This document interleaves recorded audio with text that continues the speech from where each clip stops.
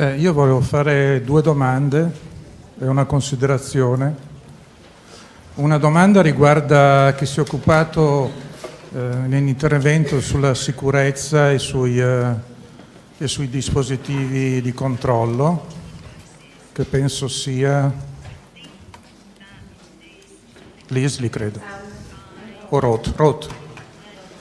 Riguardo al provvedimento del governo inglese della MAI, riguardo al provvedimento sulla sicurezza del 2016, volevo sapere se lei sicuramente ne ha conoscenza, come lo considera anche rispetto al fatto che dell'immagazzinamento di dati per un anno e il controllo fatto non da un giudice ma dalla polizia.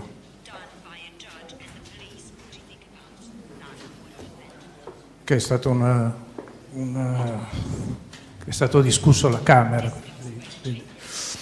e penso abbia anche un riferimento alla situazione che c'è in Germania riguardo alla gestione dei dati della sicurezza, cioè sono nella disponibilità di un giudice o della polizia. Invece un'altra considerazione che vorrei fare è che riguarda il concetto di intelligenza artificiale. Mi rendo conto che ci vorrebbe altre 4 ore, ma riguardo all'approccio che hanno gli artisti, che secondo me è un approccio che è molto più positivo, è molto più creativo ovviamente, ma che può portare a migliori risultati che non quello che non l'approccio dato dai sistemi di comunicazione e di divulgazione, perché quando parliamo di intelligenza artificiale dovremmo parlare di una cosa ben concreta, dovremmo parlare di un calcolo algoritmico, dovremmo parlare degli effetti che questo ha e soprattutto, ed è questa la domanda, la questione di fondo, è che non tanto la discussione, che peraltro ci sta bene, riguarda i sistemi e ai metodi, ma la questione di fondo è chi mette dentro i dati, perché la questione di fondo sull'uso dell'intelligenza artificiale è data da chi mette dentro i dati, cioè chi condiziona i risultati. Abbiamo sì delle unità input, abbiamo delle unità output, abbiamo delle unità nascoste sui quali, prima volta nella storia dell'umanità probabilmente, non sappiamo che cosa succeda, ma sappiamo una cosa sola: sappiamo che qualcuno ha interesse a mettere dentro certi dati piuttosto che altri per raggiungere determinate finalità. Grazie. I'm afraid I did not understand the question. One, because in the beginning I probably missed a little bit. May government? And I did not talk about the May government. I know you didn't, but he asked. Io prendevo spunto dalla situazione che penso lei conosca in Germania sulla sicurezza e prendevo questo caso, che è stato un caso mondiale, quando il governo della May ha cercato di introdurre questo atto sulla sicurezza in cui i dati dei cittadini potevano essere messi a disposizione delle indagini di polizia a prescindere da un'indagine, dalla presenza di un reato, quindi, e non sotto la tutela di un giudice. Questo è quanto è successo. Riportiamo il paragone in Germania, dove penso lei conosca la situazione, credo, sulla situazione della sicurezza di questi dati, perché quello è uno dei temi fondamentali che noi tutti abbiamo ben presente.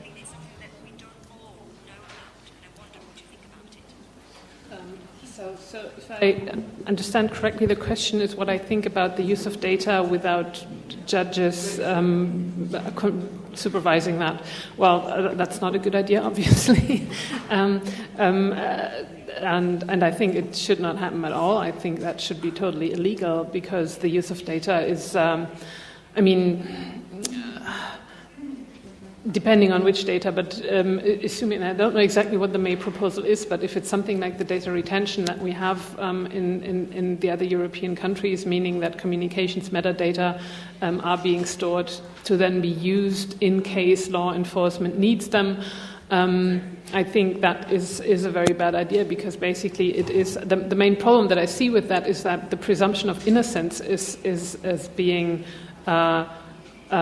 withdrawn. That is one of the fundamental principles of the state of law, right? That you are assumed to be innocent unless you are proven to be guilty, and that there is no reason to actually do surveillance on you unless there is good reason to believe that there needs to be an investigation against you. But if the governments collect data on anyone, and we sort of are aware that there is data being collected on us, that already creates this effect that I was trying to explain with the reference to Foucault, which means that when we know that somebody is watching, we change behavior. When we know that there is data being collected that might be used for some kind of investigation, that is exactly the opposite of this assumption of innocence. Therefore, it should not be done. And I'm even quite skeptical about what we have, and here I can talk about Germany, and I don't know about most of the other European countries, specifically not Italy, but I'm assuming that most democracies with the state of law have this system that if there is data being collected, then there needs to be a judge to make a decision on whether the police and law enforcement are allowed to use this kind of data. In Germany, we have a situation where everybody knows that the judges get asked by the police if they would approve the use of data, and the judges always say yes, no matter what. But it's and therefore there is no real control. They don't have the time to actually look at the situations.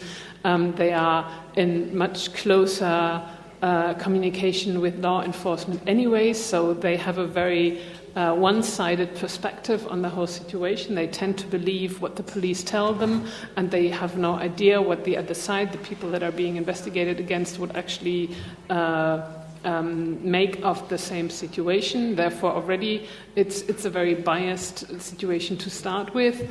And I would say that there needs to be a lot more of a checks and balances system, rather than just one judge who maybe has 15 minutes of time to get an understanding of the whole situation before the police are allowed to use any kind of data, and specifically vast amounts of data that are being collected on people. But this would be the minimum standard, and it's totally not acceptable to think of a system where there is no control.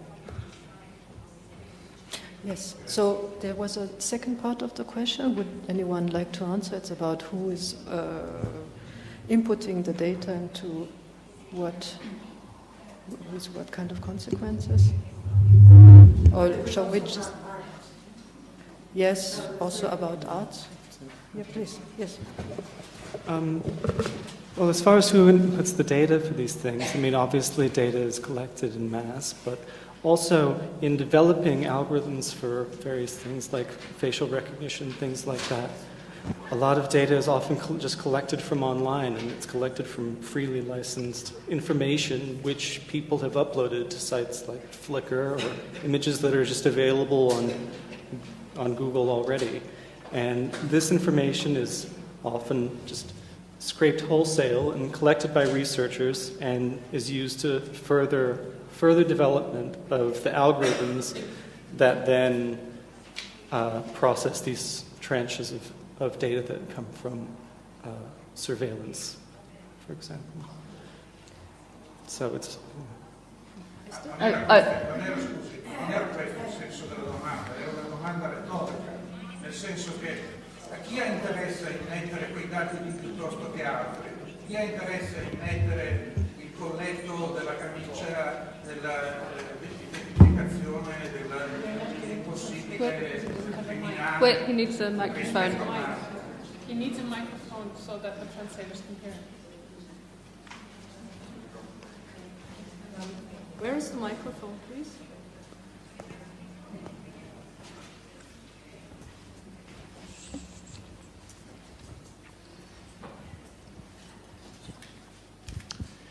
Il senso della mia domanda è questo: c'è sempre un interesse nell'immettere dati piuttosto che altri. Allora, se vediamo, come è stato fatto vedere, quell'immagine antropologica dei possibili delinquenti, darsi che ci sia interesse a immettere quelli che hanno la camicia col colletto, oppure interessa a mettere quelli che non hanno la camicia.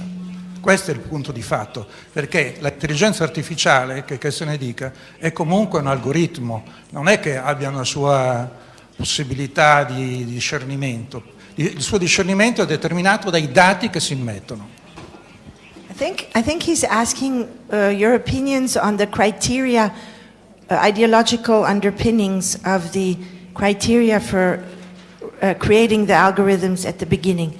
So what do you think about who is putting in the data and the preconceptions and ideologies of who is putting in the data? It's all of the same parties that have social power in other ways. It's state governments, it's police forces that are embedded in capitalist societies and full of racists, and it's all of the same structures of people who have power in the world, right? These systems are built to be power multipliers. That's why they get built, because they are people who are in a position to who they could use labor to have an impact on the world. They choose to use automation to do the same thing and to have an impact that they think is greater or better for them. So it's all of the same drives that you see driving oligarchs and states. There's no difference. There's nothing particularly interesting about those processes that isn't simply true already, that isn't just the political structure of the world. And just one line, I think that's exactly the debate that we need to have. Rather than talking about ethical algorithms, I was trying to make that point. We need to discuss about the data that are being used to feed AI, or like the demon in the box, if you want. And it's one is, like you said, is states and police that choose what the data are, and the other half is what is being collected by companies, and that the information that we feed into social platforms, for example, which is also being used to train AIs and eventually also being used by, for example, law enforcement that also analyze the vast amount of data that are being published by all of us on social platforms, etc. And I think there needs to be a public debate about what we consider to be ethical as data that is being used for these systems. Hello? Yeah, thank you. Gianluca Ferremi from Waterjug.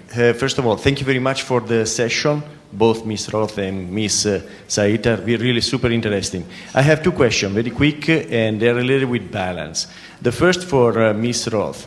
I feel sometimes that the conversation about controlling the access to data to protect our information, it's a little bit sterile, because once the information is in the network, anybody can access it. So to make a law or make some sort of control that prevent people from accessing it, it's kind of like maybe it will never be a solution, because there's always be people that can access the information anyway and use it as they want it. So my question is, how to balance between having to use a system to put the information, because work, social life depends on it today, and maybe what the only solution would be, which is not to put the information at all into that system, and in that way being secure that nobody can use it. So how do we balance between these two options? The second question is for Ms. Saiter. I like the image at the beginning of the Starship out of tin can, and I agree it's not possible right now. But how do we balance between the reality of not being able to do a Starship with tin can today with the ability to dream about the possibility to create the technology that will create a Starship out of tin can, which is necessary in order to get there? So how much do we need to be pragmatic and, of course, deal with reality, because otherwise we are not dealing with reality, and being able to dream about the invention or innovation that will solve the problem that we really badly needed because the way the world is going. Thank you. I think I'm going to have to disappoint you. I think not giving information doesn't help at all, because basically that singles you out even more, right? Because very few people refuse to sort of cooperate and refuse to use many of the communication tools. And these people are, when you do pattern recognition and you look for the people who behave differently, those are the ones that are most interesting. If you look from a intelligence service angle. So I think that is not a solution really. It could be for a little while. And I agree that when you say that the desperate attempt to protect our data by not giving them away isn't really helping, because eventually they will be accessible one way or another. Yes and no. I think that's basically addresses the larger question of, does it make sense still to believe in data protection? Do we actually think something like the GDPR regulation makes sense at all in a world where very soon we are just beyond the idea of privacy? Nobody's going to have privacy anymore. It's already impossible to draw a clear line between private data and public data, and what is my information, and is there something like a property of data, etc., etc. And at the same time, I think, but that's currently the only thing that we have, so we should better cling to it and try to protect our privacy with that method as long as we have it, until we have come up with something better, which currently we don't have. But that's also a debate that we should have. And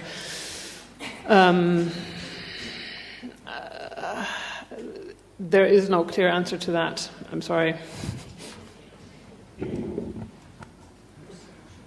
So I'm actually going to jump in a little bit on that question. I actually disagree. I think that data protection is entirely useful, and that the tools of limiting corporate use of data are entirely practical, because we have this idea that there's this sort of amorphous pool of data out there that's being used against us. But in order to practically implement use of data, right, it's not a data point about a single individual is only useful if you know that person personally, right? And that's the scary thing to us, because we're used to operating in that world of somebody who doesn't like me will find out this piece of data. But that's not actually what we're talking about. We're talking about population scale statistical automation. This has a footprint in hundreds of engineers, in tens of thousands or millions of dollars a year of compute expenses, in data centers, in corporate registrations. These are not small projects. These paper trails, they have to be incorporated. They have, project management stuff, schedules, documentation. All of this stuff exists and is real and material in the world. The data doesn't just magically get used against us in a vacuum. It gets used against us, whether it's by the state and intelligence services or by corporations, in large structured processes that have a lot of bureaucratic organization around them. And those are things that are regulatable. And so that's where we start restraining stuff. And just the fact that there is this data amorphously floating around is an artifact of systems that were not designed with this stuff in mind. These systems were designed by humans for human intentions. They can be redesigned by the same humans or different ones for new intentions. None of this is inevitable. None of this is persistent and permanent. Vabbè, ha in parte anticipato quello che le volevo chiedere. Vabbè, prima volevo dire che Leonardo da Vinci ha dipinto un'annunciazione dove c'è l'ombra dell'angelo, no? Nell'annunciazione agli Uffizi l'angelo ha un'ombra, quindi non so, mi è venuto in mente quando lei parlava. A parte questo, quello che appunto volevo chiedere è un po' una positività da tutto questo, cioè veramente noi che cosa possiamo fare? Io non penso che un'utopia generica sia qualcosa di irreale.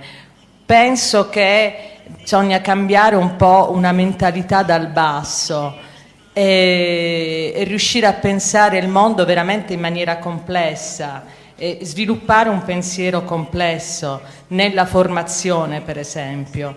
Per esempio mi viene da pensare che un'occasione come questa è abbastanza unica, nel senso che io penso che l'algoritmo sia un'entità, non lo so, astratta, cioè non riesco neanche a capire cosa sia un algoritmo quasi, perché i miei studi umanistici non me l'hanno concesso, no? Cioè no? Sì, no, ho capito, adesso ogni tanto ci provo anch'io, però per dire sì, che trovo una soluzione. Cioè, no, sì o no? Certo, yes. Sì, no, infatti, no, è molto più semplice, però se uno ci pensa, nelle nostre scuole, nei nostri licei classici, nella formazione, nelle accademie, una certa ricerca scientifica, diciamo, no, scientifica è tenuta fuori. Cioè è molto difficile che questo entri dentro le nostre università, cioè c'è una divisione netta ancora oggi nel 2018 tra una formazione scientifica e una formazione umanistica. Io questo per esempio lo vedo come un ostacolo a pensare in maniera complessa, cioè a pensare in una maniera diversa, integrata, perché già ci sono stati grandissimi pensatori poi, no? Che hanno affrontato queste tematiche, che hanno progettato e hanno visto un futuro che poi è avvenuto, no? E quindi anche come pensare questo in maniera più complessa. E mi sarebbe piaciuto sentire, perché questa fine del suo intervento su le persone, sui 3 milioni di persone che moriranno di fame, di cui io no perché sono fuori dai 40 anni, però saremo testimoni, è effettivamente qualcosa che insomma di pesante, ecco, che ci portiamo a casa. Mi piacerebbe capire veramente se riusciamo a pensare a cosa si può fare dal basso riguardo a questo, perché i soldi generano la ricerca da chi è pagata? È pagata da quella parte che detiene un potere, che quindi può attingere a dei fondi, quindi la lotta è molto difficile, anche se noi siamo tanti e invece ci sono 67 persone che detengono un potere così grande. Va bene, era questo, cioè su una...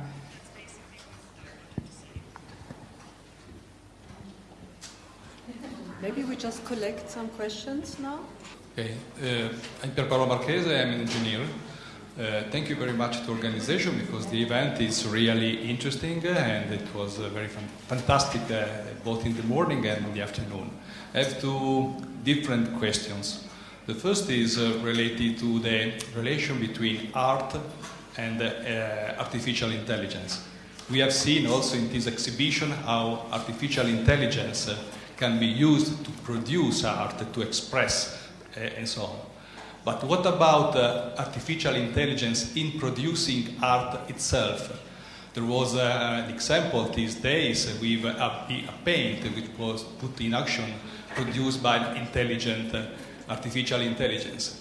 How can it change our perception of the art, our perception of the author of the art, the perception of the masterpiece of the production of the art in the overall context? The second question is completely different. These days we are discussing about Huawei and the fact that they can spy us in very different ways. The question is not rhetoric. I would like to understand your opinion about that, and if they can spy us more than Google, more than Facebook, more than other subjects worldwide. I think it is an interesting question also because there is a problem of governance of all these aspects and how we can react with respect to these different threats. Thank you. Hi. I have one question which is for everybody but starts sorry, a little bit from what Mrs. Roth has said at the end of her intervention. And I apologize because I'm kind of thinking while talking this, but you were talking about the relationship between standardization and democracy, and you were saying that democracy is instead trying to value otherness and diversity. And at the same time, I was thinking that democracy as well, in a way, can be seen as a standardization of that same diversity, in a way, in the sense that it matters that everybody has the right to say what they think and to have an opinion, but there's not much focus on this specific opinion. So there is diversity, but still there is a standardized vision of the different opinions, in a way. And I'm sorry if I'm simplifying.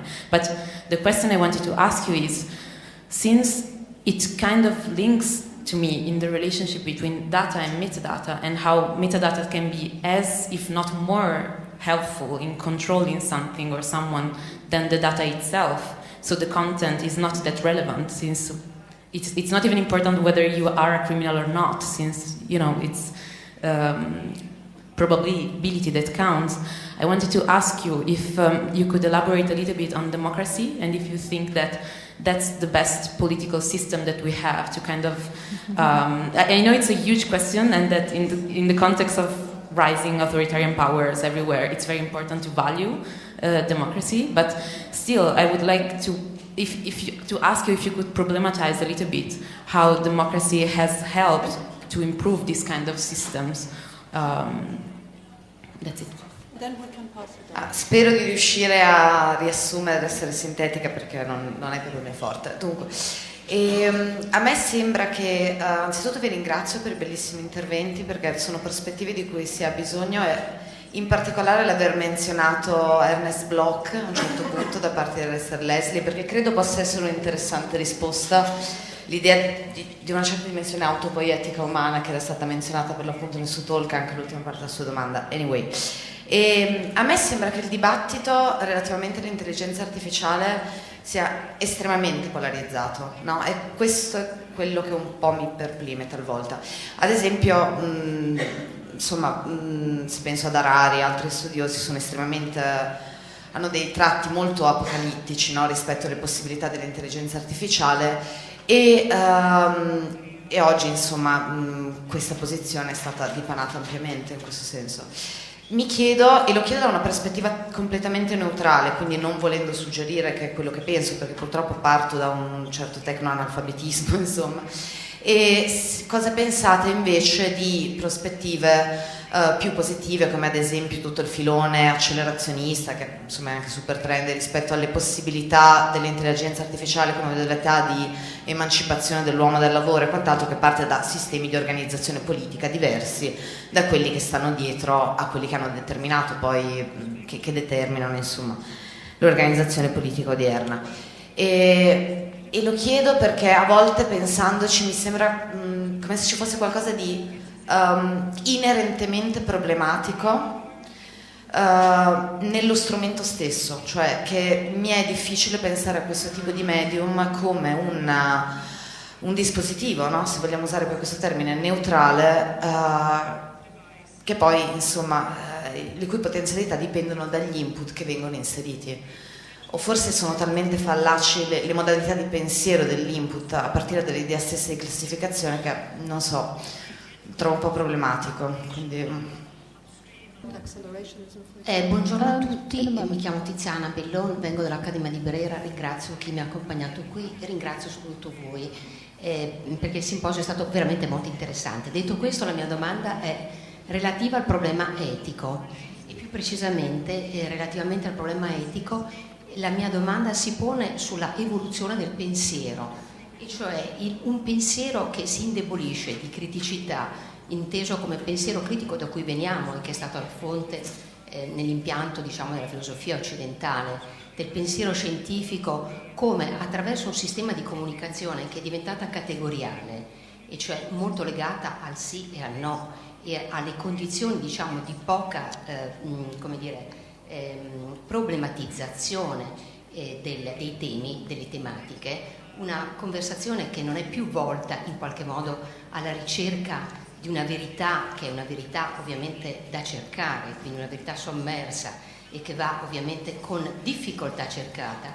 Quale impianto etico noi rischiamo di perdere affinché si possa veramente domandarci oggi quali saranno i comitati, le commissioni etiche che potranno regolamentare, bilanciare la problematica di tutto ciò che la tecnologia pone e che di per sé non è mai sbagliato in sé, ma forse lo sbaglio sta nell'uso, tanto da rendere necessario questo bilanciamento, questo balance legato a funzioni e all'agire etico da parte di commissioni, di apparati o di sistemi di protezione. Grazie molte. Thank you so much for your presentations. I also have two very quick questions, and the first one relates to intent. I'm just wondering if AI can have intent, if that has been on sort of the agendas, and in relation to this, if you could talk a bit more about the ethics committees that exist in relation to like software development or like artificial intelligence development, if ethics has a role in the actual laying out of the thing, how it is executed now. Thanks. Okay, so is there more questions over here? Otherwise, there's one question here, and then we'll do. Right. So, thank you to all of you for the great day, and specifically to Mrs. Roth, since you mentioned the possible like post-democratic scenario. How is then that linked to the so-called post-ideological era, and if that can in any way be linked to what is happening in Paris in those days? So to tell that in different words, are the yellow vests able to dance, or is that a social choreography?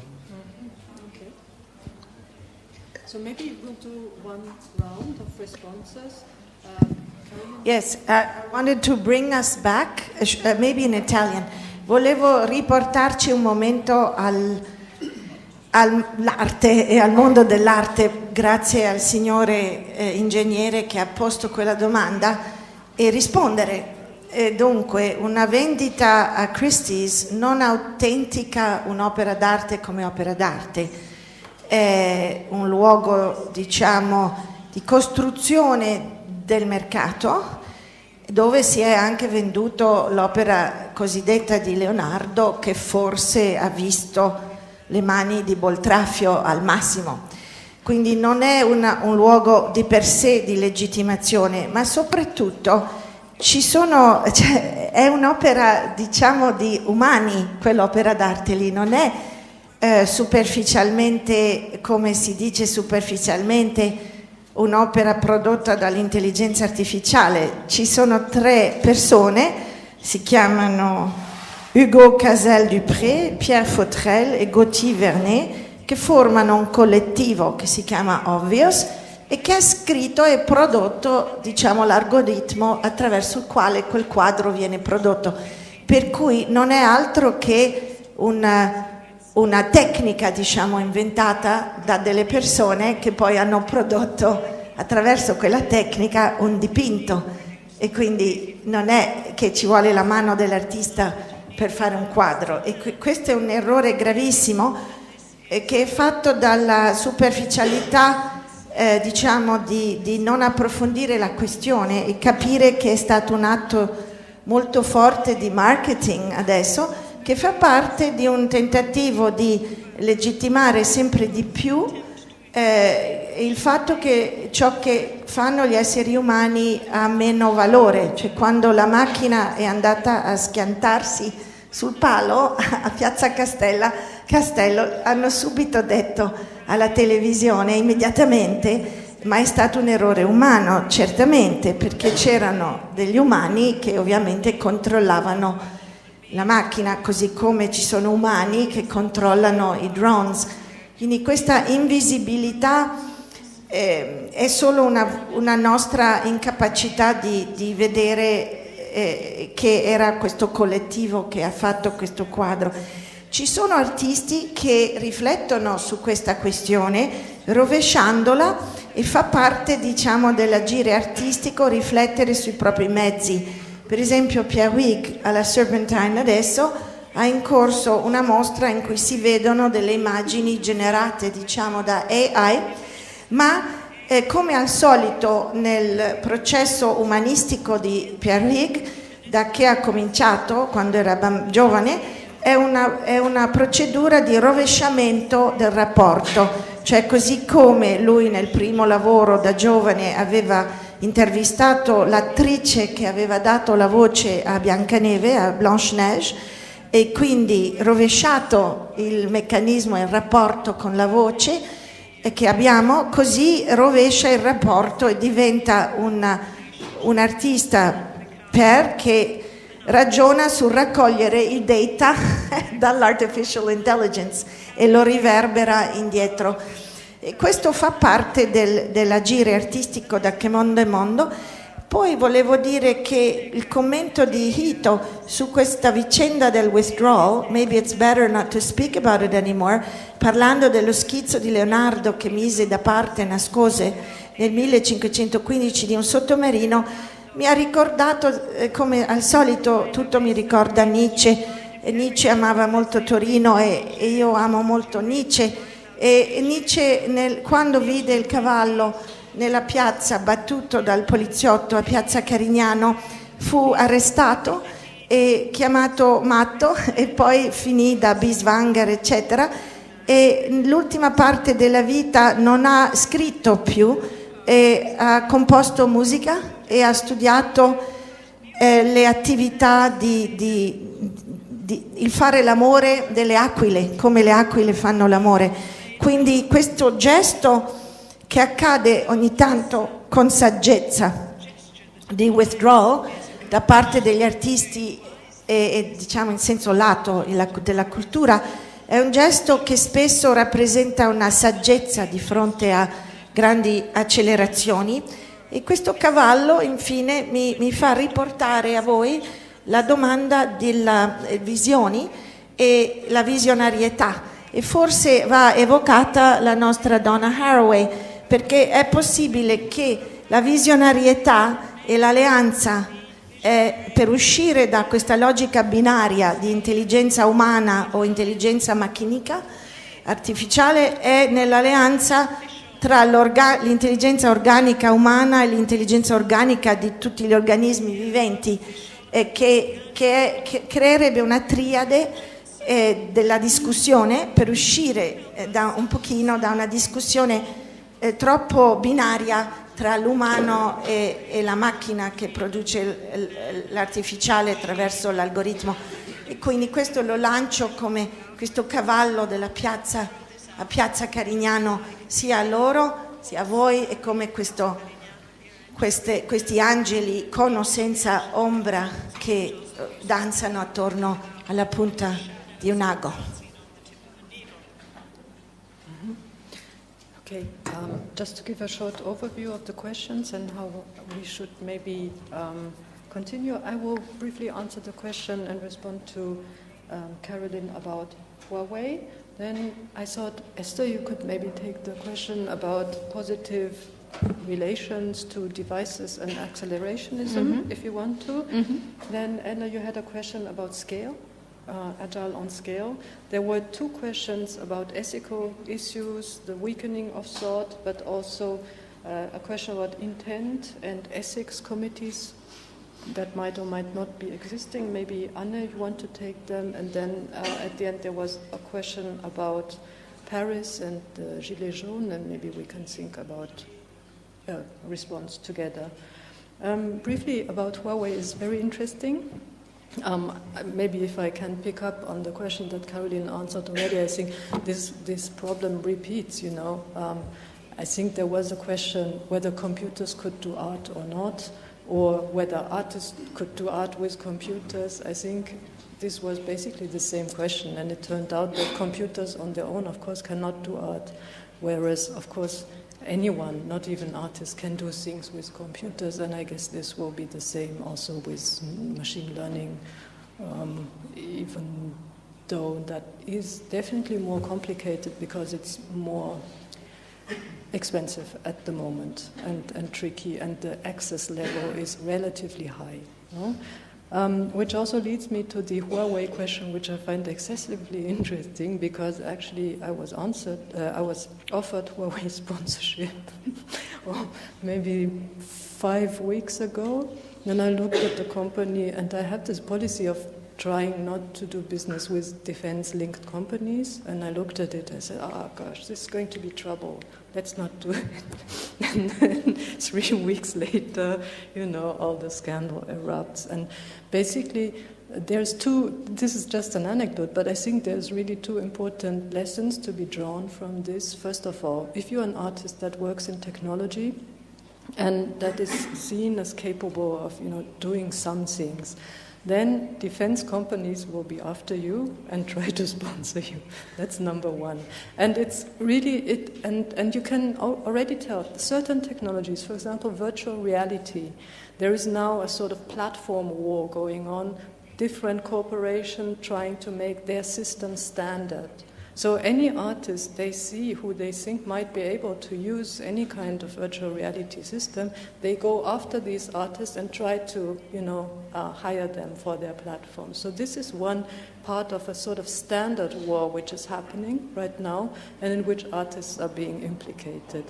Which leads me to the second point. There's not only a standard war going on, but the Huawei case specifically is for me the symptom of sort of a tech Cold War, which is not only going to happen, but which has already started on many, many different levels, which is, of course, a sort of consequence of increasing overall global fragmentation, but which happens very, very strongly now also, not only in the realm of cybersecurity, Ellen might know a lot about that, but also of standards and basically consumer technology, and Huawei is one of the very, very strong first examples of that.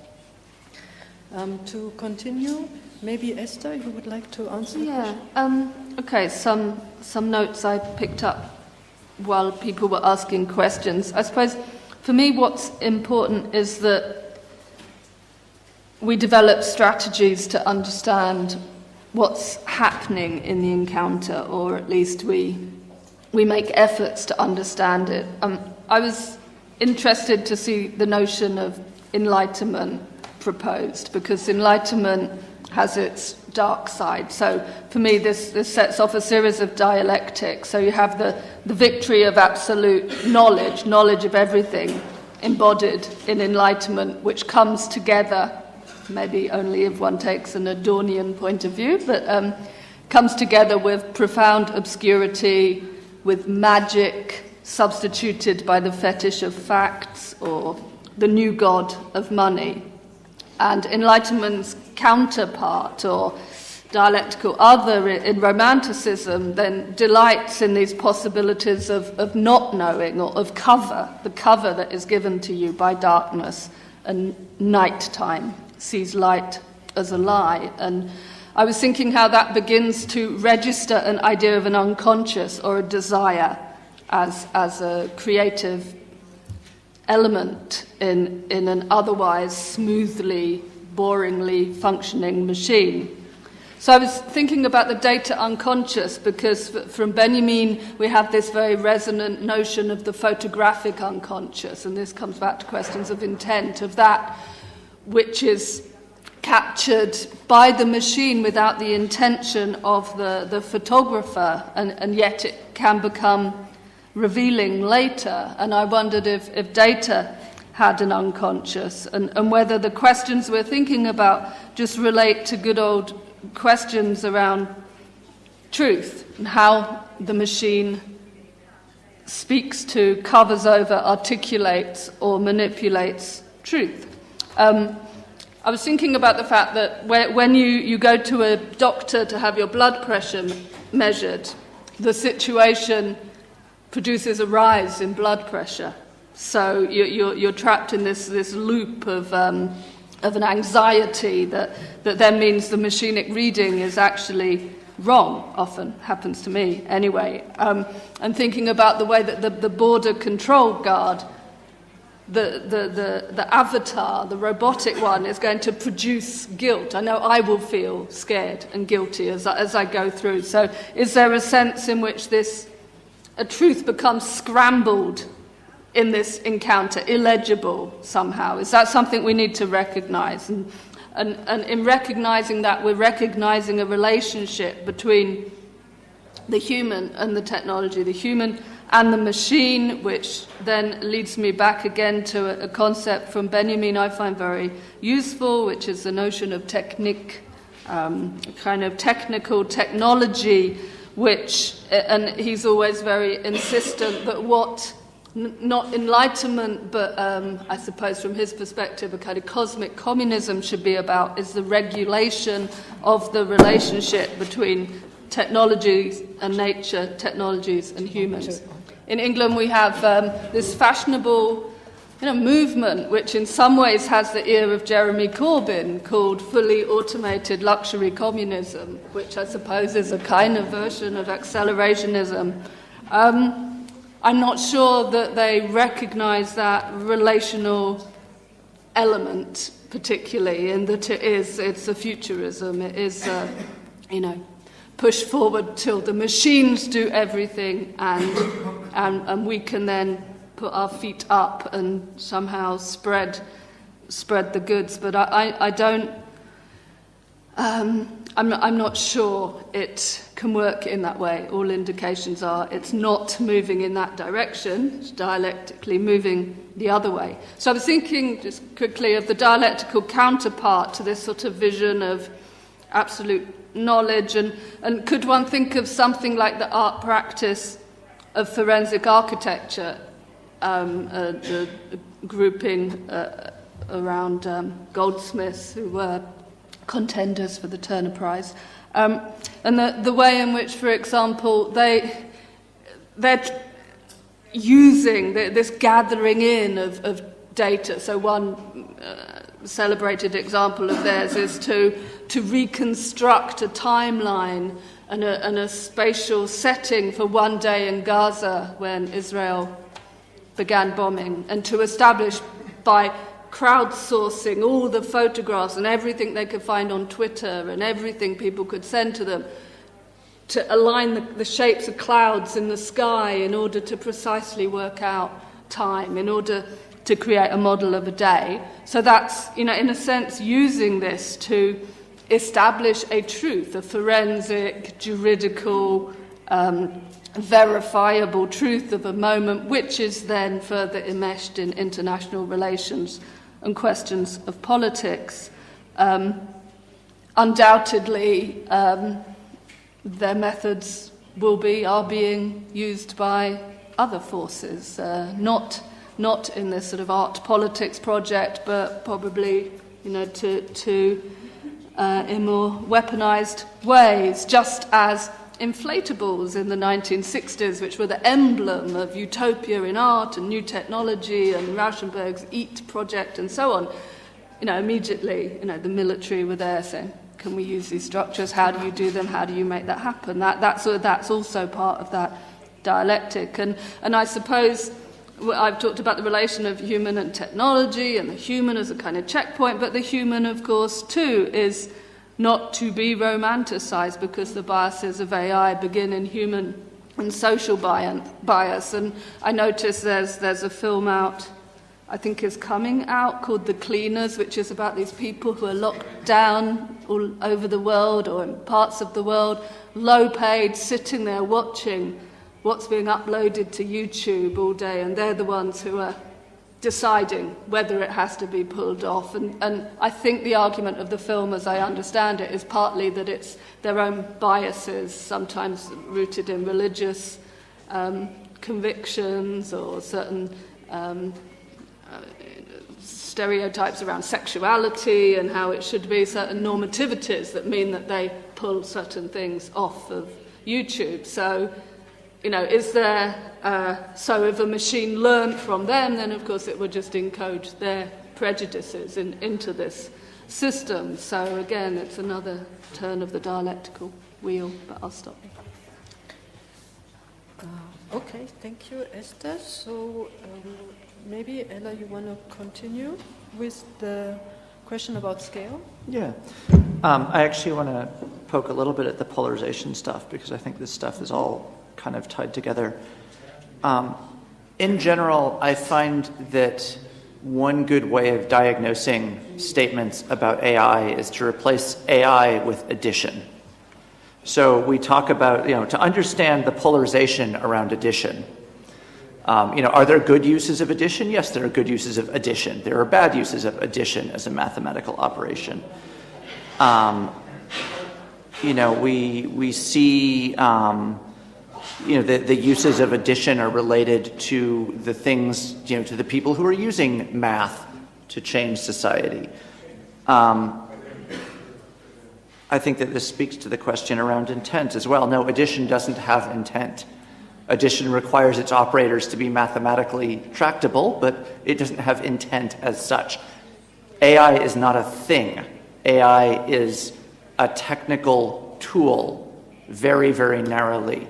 This is where we get back to this idea that the mindset, the narrative of AI as a concept is directly being used as a tool to shape society, and that using that phrase has social harms directly connected to it because it conveys the idea that there is a God in the box and not a pocket calculator in the box. There is a pocket calculator in the box.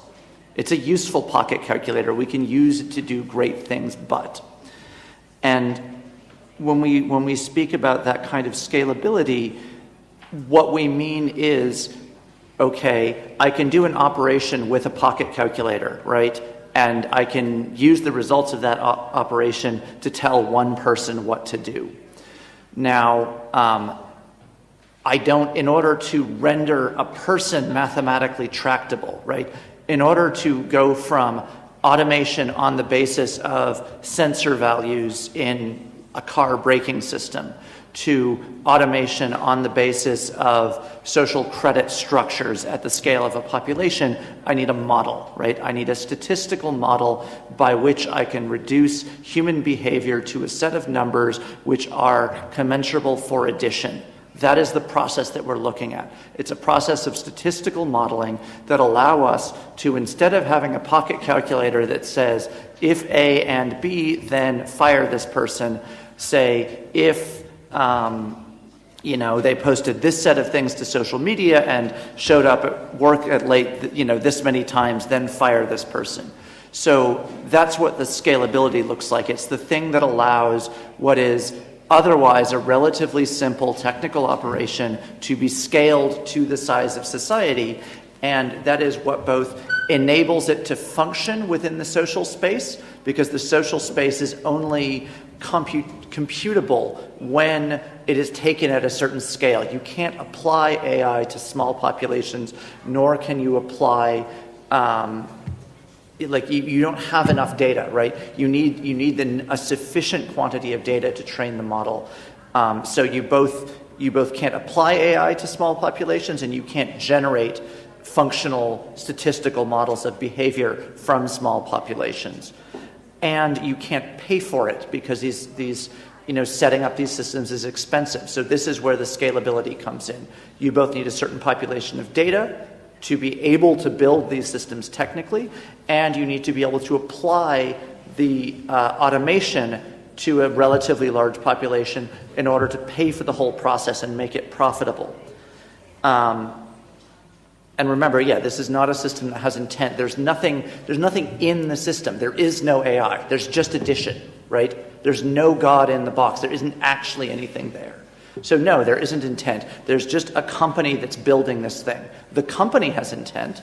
Now, if you want to talk about a thing that actually looks like strong AI, right, that looks like that, there is an otherworldly creature which is not human, look at the Fortune 500 companies, right? A corporation is a very slow AI that is made out of humans. Corporations absolutely can have intent. Corporations have their own society. They interact with each other in ways that are completely incomprehensible to human beings. They grow and they live and they die and they reproduce. These are things that act like AI. Corporations can have intent. So a lot of the time when you talk about the intent of an AI, what is the intent of the Facebook AI? There is no Facebook AI. There are a bunch of automation processes that a company that has intent in the world has built. And there are no ethics committees. Universally, there is no meaningful involvement with ethics in Silicon Valley, full stop. Okay. Maybe, Jules, you want to jump in on the question of intent, and then Anne? Yeah, so regarding intent and also the idea of whether an AI could create a total artwork or something like that, this is sort of in part, this is just the idea that you could completely automate sort of end-to-end the art-making process, not just have an image-making component, but something which is choosing the subjects for the images based on some other criteria for, which could sort of go on endlessly. And I feel like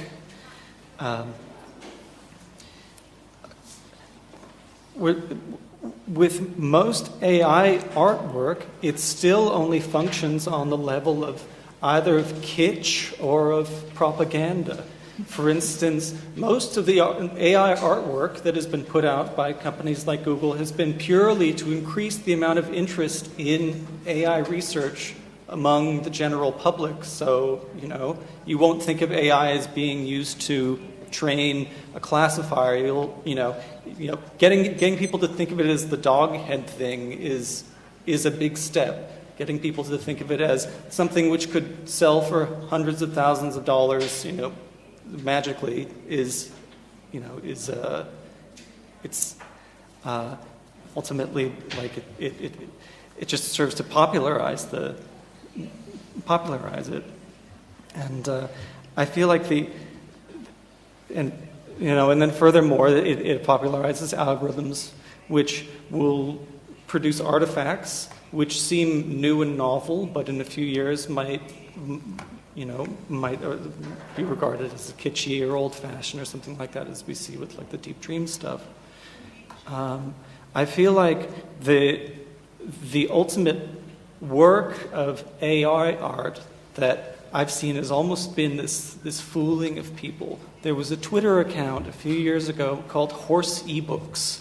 There had been several of these Twitter accounts that seemed to be posting quotes from books for some spam purpose, but one of them miraculously started posting these like deep philosophical truths, and it went on for about 3 years until it was revealed the whole thing was being done by a BuzzFeed employee. And the fantasy that the AI will get us to truths that thousands of years of philosophy and so on and human interchange haven't is it's a vibrant sort of dream, but ultimately AI, how can AI have intent without a real desire to reproduce itself or a fear of death? And our algorithms just presenting these, our algorithms memes that reproduce or not. So that's all. Yes. So maybe, Anne, you can respond quickly to the question of ethics committees, or maybe also as weakening of ethical thought. And I will respond very quickly on the Neolithic, and then we'll wrap up. And then there was also the democracy.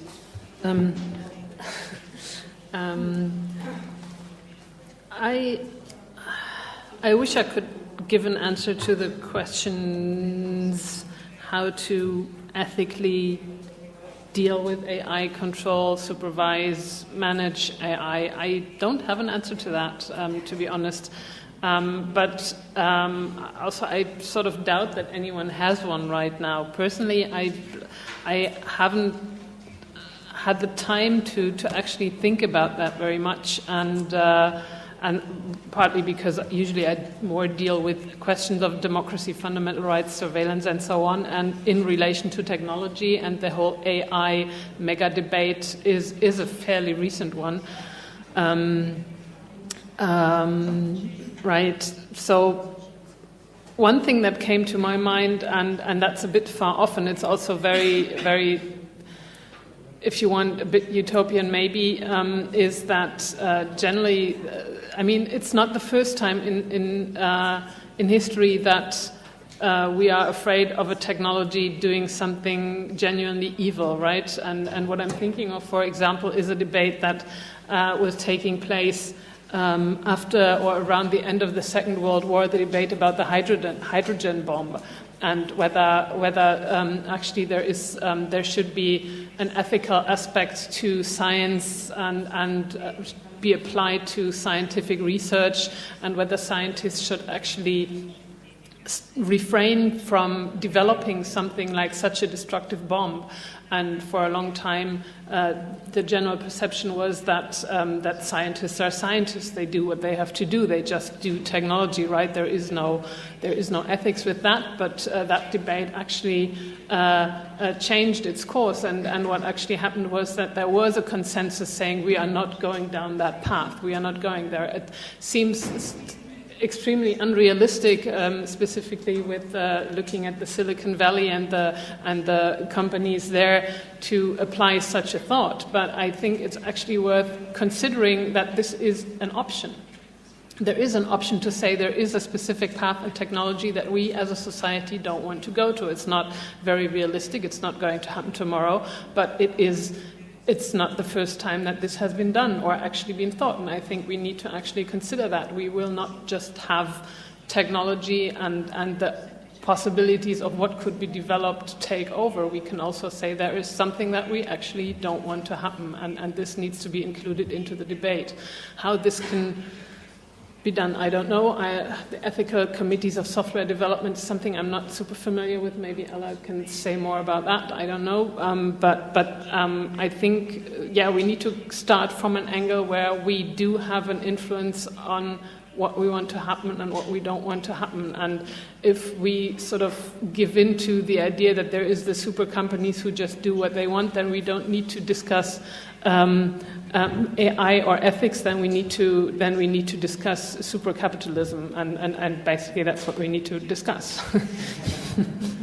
And that sort of leads me to the question, maybe not directly, but there was this discussion about whether I think that that democracy is sort of the perfect system to have currently, or better than others, and would be able to deal with these issues.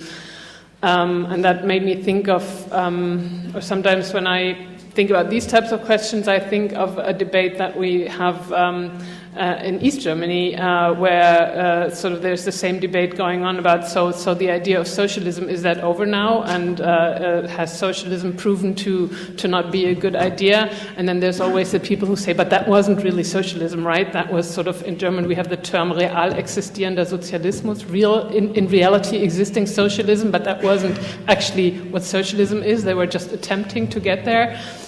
And sometimes I apply that thought to democracy as well. There is sort of the idea of what democracy should be, and then there is what we have, which is sort of trying to get there, but it's not quite there.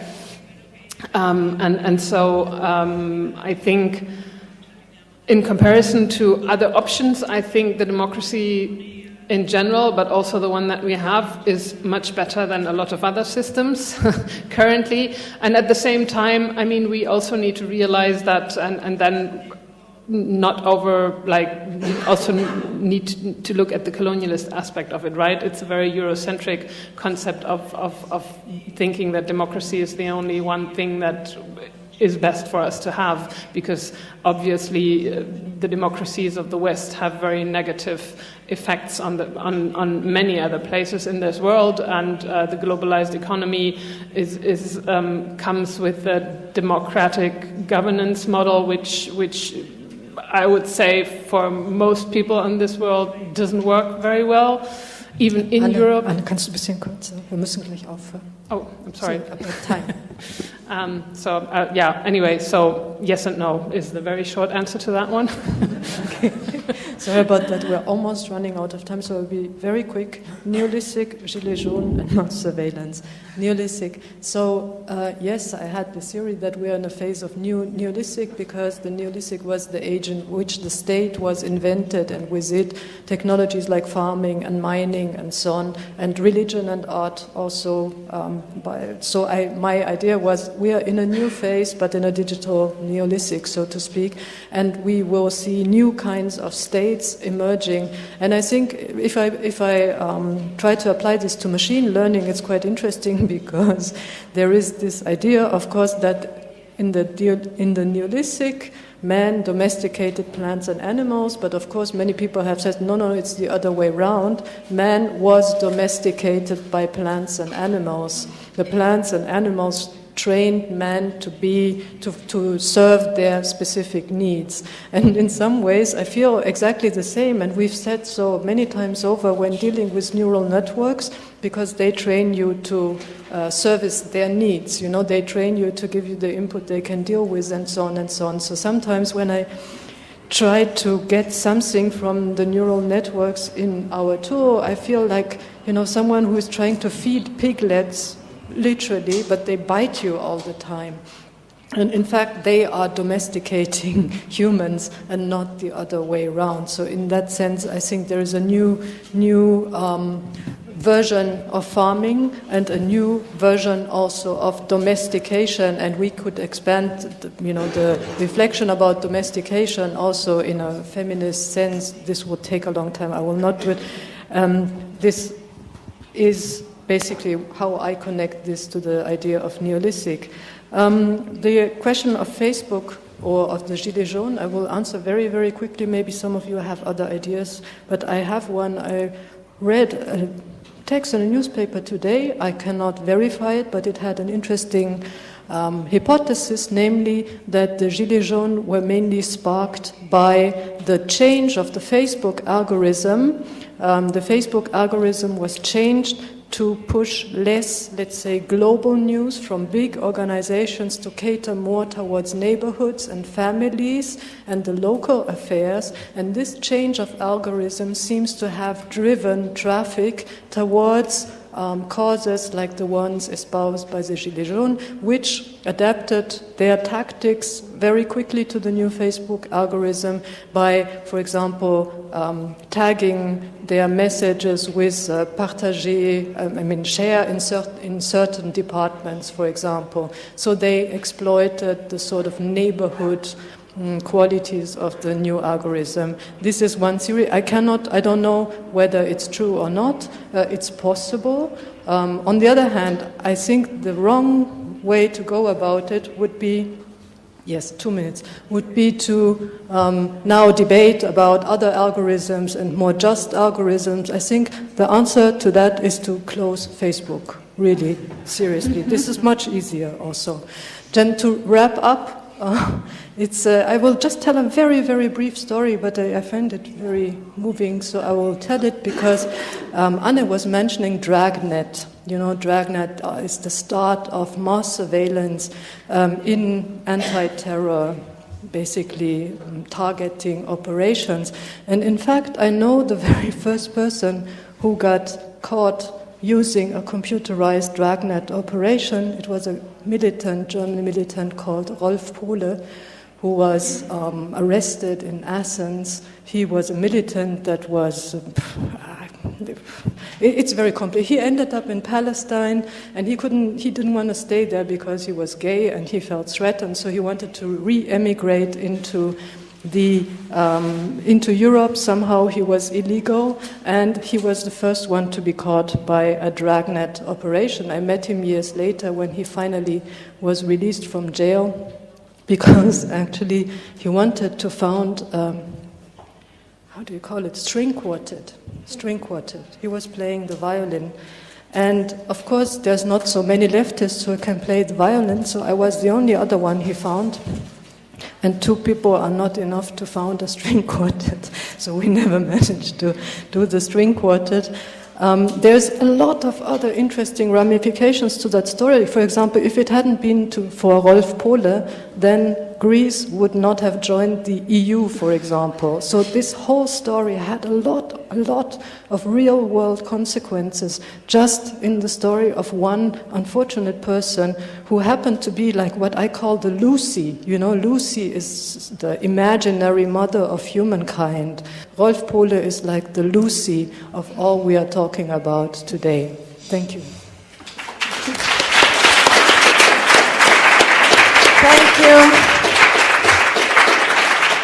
Thank you so much. Thank all of you for being here. Thank you for coming to Torino, to the Castello di Rivoli, putting your intelligences and your hearts into this day of work together. And thank you, Hito.